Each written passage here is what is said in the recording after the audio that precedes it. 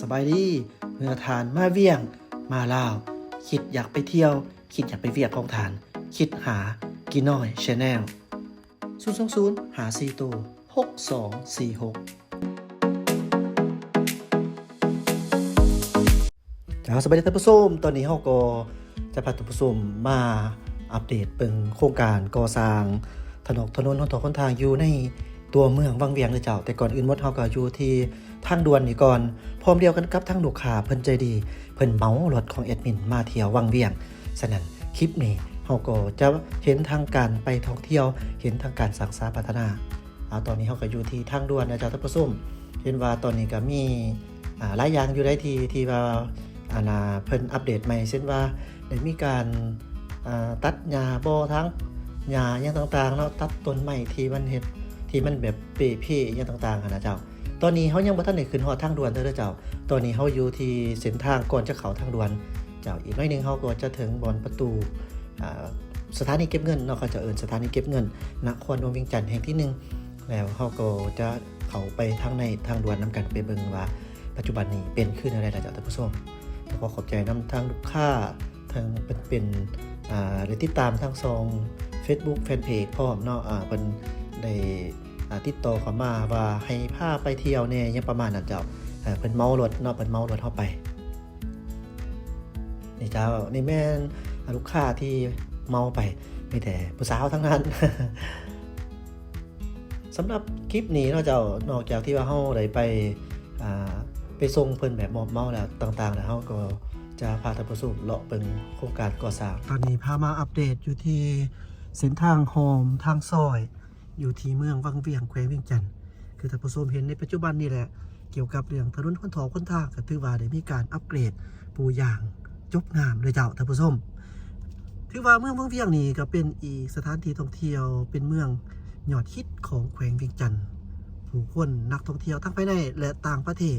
ทั่วทุกมุมโลกต่างก็ฮู้เมืองวังเวียงขึ้นชื่อเรื่องการท่องเที่ยวทางธรรมศาสตร์ไม่ว่าจะเป็นการผจญภัยปีนผู้ปีนผาไม่ว่าจะเป็นการล่องเรือขี่เรือตามลำน้ำซอกนี่ก็ถือว่าเป็นกิจกรรมที่ยอดฮิตที่ผู้คนให้ความสนใจมาท่องเที่ยวอยู่ที่เมืองวังเวียงแห่งนี้แน่นอนเจ้าท่านผู้ชมเนื่องจากว่าเมืองวังเวียงเป็นเมืองท่องเที่ยวฉะนั้นเกี่ยวกับเรื่องการเดินทางไปมาย่อมต้องเฮ็ดให้มันมีความสะดวกราบรื่นไปมาสะดวกสบายตัวเมืองก็ได้มีการพัฒนาเฮ็ดให้ถนนทางเรียบง่ายคันทางง่ายไปไสมันก็สบายนั่นแหละเจ้าท่านผู้ชมยิ่งเป็นการดีที่สุดถ้าหากว่ามันจบมันงามนะเจ้าอันนี้ก็ถือว่าเป็นใบหน้าใบตาของเมืองวังเวียงแท้ๆสมว่าเป็นสถานที่ท่องเที่ยวที่ผู้คนทั่วทุกมุมโลกให้ความสนใจได้มาท่องเที่ยวตอนนี้สำหรับการก่อสร้างถนนหนทางถือว่าได้มีการอัปเกรดเขาเห็นนำกันว่าจะเป็นเส้นทางที่มีทางฟุตบาทจะเป็นเส้นทางโดยเฉพาะแม้นเป็นเส้นทางสายลักค่อนข้างใหญ่แน่นี่เพิ่นก็จะมีทางฟุตบาทให้คนย่างแล้วก็มีการขีดเส้นแต้มเส้นระบายอย่างชัดเจนส่วนว่าจะเป็นทางหอมทางซอยก็แม้นจะเป็นทางปูอัสฟัลต์หรือว่ายางขวาที่ราบรื่นที่เงียบที่งามนั่นเองจ้ะท่านผู้ชมฉะนั้นถือว่าเป็นยังที่ดีหลายสำหรับการพัฒนาถนนหนทางนี่เนาะถือว่าการจบงามแล้วเจ้าท่านผู้ชมจบงามแล้วตอนนี้ถนนเฮามาตอนนี้ก็ถือว่าเรียบตามแคมจะเข้าไปที่ลำน้ำซอกเนาะฉะนั้นก็จะเฮ็ดให้การไปมาเนี่ยมันก็สะดวกสบายราบรื่นง่ายๆเลยเจ้าท่านผู้ชมการเดินทางบ่มีหยังขอยุ่งยากอีกแล้วบางยิ่งว่าถนนหนทางจุดใดที่ว่ายังบ่ทันได้มีการสร้างสรรค์พัฒนาก็คงจะได้รับการอัปเกรดอีกบ่ดนก็ถือว่าก็ขอให้ได้ทั่วได้ถึงเด้อเจ้านี่ถือว่าเป็นครัวน้ำซ่องครัวเฮ็ดใหม่เฮาก็จะเห็นวิวทิวทัศน์อ้อมหอบครัวน้ำซ่องไปแล้วก็เป็นเส้นทางหนึ่งที่ว่าตัดออกไปหาสถานที่ท่องเที่ยวหลายแห่งบ่ว่าจะเป็นทั้งถ้ำปูคำบ่จังซี่บูรากูลเนาะถือว่าเป็นขึ้นชื่อรือน้ำแท้ๆของเมืองวังเวียงสนั่นยามฝนก็อย่าเนาะถึงฝนจะตกยังก็อย่าแต่ว่าน้ำบูรากูลก็ยังใสเสมอนี่เมืองวังเวียงไปหันบอนหันก็แม่นเป็นถ้ำจังเจ้าท่านผู้ชมส่วนมาเมืองนี้ถือว่านี่ก็แม่นเป็นลำน้ำซองผู้คนขี่เรือแต่ว่าตอนนี้มิดเจ้าท่านผู้ชมเนื่องจากว่าตอนนี้ยังเศร้าเนี่ยอีกอย่างนึงก็ ในช่วงนี้ถือว่าเป็นช่วงโลซีซั่นก็ว่าได้เนาะถือว่ามีการท่องเที่ยวนี่ก็สิบ่หนาแน่นคือกันกับแต่ตอนช่วงไฮซีซั่นบ่เนาะประมาณนั้นเจ้าท่านผู้ชม แต่ตอนนี้เฮารู้สึกว่า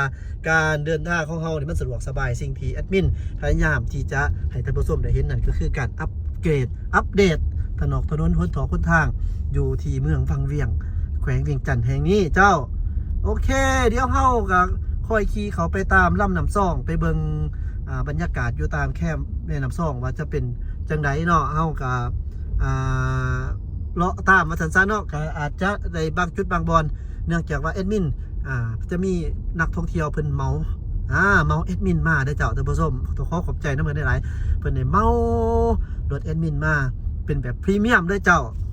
ทุกอย่างไม่เอี่ยมเสมอเนาะเจ้าเป็นแบบพรีเมียมสำหรับท่านผู้ชมท่านใดที่สนใจอยากมาท่องเที่ยวเมืองเฟื่องวังเวียงจังซี่หรือว่าบนอื่นๆเนาะก็แอดมินได้เด้อเจ้า020546246แม่นเบอร์ WhatsApp หรือว่าเบอร์โทรท่านผู้ชมสามารถโทรได้เด้อเจ้าโทรได้เนาะโทรได้เจ้า ส่วนมาเส้นนี้เป็นเส้นทางปูย่างเป็นปูย่างนี่นะจะแม่นเป็นย่างบ่แม่นอัสฟานบ่เขาเอิ้นว่าย่างอีหยังก็อันนี้นะเจ้าท่านผู้ชมไผฮู้ก็บอกแน่เป็นย่างธรรมดาเนาะบ่ถึงขนาดว่าย่างขัวฉะนั้นก็การเดินทางราบรื่นมันก็บ่สูงคือกันกับเฮาเห็นที่ผ่านมาเนาะความงามก็แตกต่างกันต่างแต่ว่าก็ดีหั่นแหละมันก็เฮ็ดให้ถนนหนทางเฮาก็พอไปพอมาได้บัดนี้เฮามาเห็นบ่อนคุมเด้อเจ้านี่เฮามาเห็นมีบ่อนคุมอยู่นี่เนาะถือว่ามีแล้วถ้าหากว่าเพิ่นได้มีการมาถมคืนเฮ็ดให้มันลาบลื่นไปได้นี่แห้งสีดีเด้อเจ้าแห้งสีดีบกดีใจแท้ๆละแต่ว่ายังบ่ทันเห็นว่ามีการมาปูใส่เนาะคิดว่าเพิ่นเห็นคลิปไปแล้วเพิ่นอาจจะมาเทมาปูใส่ว่าซั่นซะตอนนี้ 11:33 นาทีของมื้อวันศุกร์เด้อเจ้าท่านผู้ชมยังบ่ทันมีไผมาเที่ยวหลายดอกมื้อนี้วันศุกร์ยังวันเป็นวันเฮ็ดหลายเหตุการณ์แน่ฉะนั้นเกี่ยวกับเรื่องการเดินทางมาท่องเที่ยวนี่ก็จะค่อนข้างเบิ่งคือเงียบเหงาแต่ว่าตอนนี้เขาก็บ่ฮู้ว่านักท่องเที่ยวอยู่จุดใดแน่แล้วเนาะยามฝนนี่มันก็บ่คือกันกับยามแล้งยามหนาวว่าซั่นซะยามแล้งนี่ผู้คนก็จะหลายต่างกันอันนี้เฮาก็เว้าตามความเป็นจริงเนาะแต่ว่ามั่นใจว่าเมื่อกี้เฮาก็มาพาแขกมาเที่ยวเพิ่นเมารถมาตอนนี้เพิ่นอยู่โรงแรมเนาะฉะนั้นก็น่าจะมีคนอยู่คือกันโดยเฉพาะเป็นตอนกลางคืนแต่ว่าเดี๋ยวนี้นี่ตามลำน้ำซอกนี่เฮาเบิ่งนี่มันบ่ทันเห็นคนขี่เรือขี่หยังคือตะกี้คือคืนหั่นน่ะเจ้าท่านผู้ชมก็จะประมาณนี้เนาะก็จะประมาณนี้โอเคนี่ถือว่ามีการอัปเดตนะเจ้าเฮาก็จะคอยขี่ไปอีกจักเล็กจักน้อยเจ้าเบิ่งตอนนี้เงียบเหงาบ่เห็นมีผู้มาท่องเที่ยวท่องหยังต่างๆหรือว่ายังบ่ทันได้ออกจากที่อยู่ที่พักยังบ่ยังประมาณนี้เนาะเจ้าอันนี้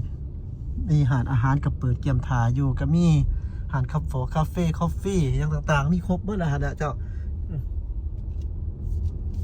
ถือว่าเส้นทางนี้เพิ่นก็ได้มีการปูย่างเลยเนาะเจ้ามีการปูย่างไฟยังทางก็มีแต่ว่านี่บางบ่อนี่ก็ยังค่อนข้างว่าเห็นอยากเป็นคุ้มนิดนึงกับบ่หลายดอกเจ้าเป็นคุ้มนิดนึง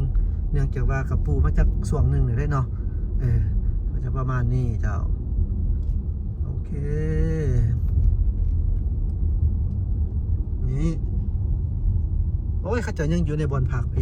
ยังบ่ทันได้ออกมาเถื่อเด้ผู้คนกำลังมาเที่ยวกำลังเริ่มมากก็มีแต่เด้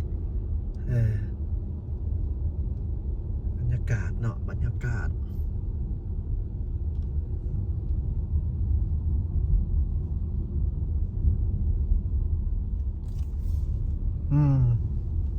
นี่เจ้าหรือว่ามันยังห่อนโพดบ่หรือว่าจังไดเนาะยังเศร้ากับบ่เศร้าแล้ว11:30แล้วเจ้าน่าจะแขกคนบ่ค่อยมีหลายแน่ตินี่ก็จะ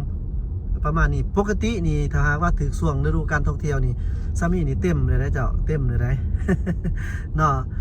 หลายเลยได้ผู้ลองเรือผู้ขี่เรือยังก็มีครบเบิดแล้วได้ฉะนั้นก็เฮาเบิ่งไปนำกันนี่แหละเนาะย้อนหน่อยมื้อนี้ถือว่าเฮามาอัปเดตเกี่ยวกับเรื่องอันนั้นเนาะเจ้าเกี่ยวกับเรื่องถนนหนทางที่ผ่านมาจังได๋เฮาก็จะคอยไป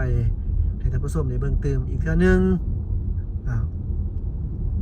โอเค โอ้พี่อยู่พี่ก็มีเนาะเป็นหานคอฟฟี่โอ้เป็นหานกาแฟเด้ยังก่อนนี่คนอยู่ในพ่นเนาะโอเคจากท่านผู้ชมเอ้าขอโจ๊กคลิปไปเพียงเท่านี้ก่อนเช้านี้อีกก็เป็นอีกเบื้องหนึ่งโซนหนึ่งของเมืองวังเวียงเกี่ยวกับถนนหนทางที่ว่าได้มีการสร้างสรรค์พัฒนาเนาะเจ้าถือว่าโอเคเลยยกงามเรียบง่ายดีแบบนี้ถือว่าสุดยอดเนาะเจ้าท่านผู้ชมสิ่งที่สำคัญก็คือนี่แหละบอลขอบทางนี่นะเจ้าเนาะบางบอลก็เห็นก็สะอาดแต่บางบอลยังเห็นขี้ดินอยู่ขนาดเจ้าฉะนั้นก็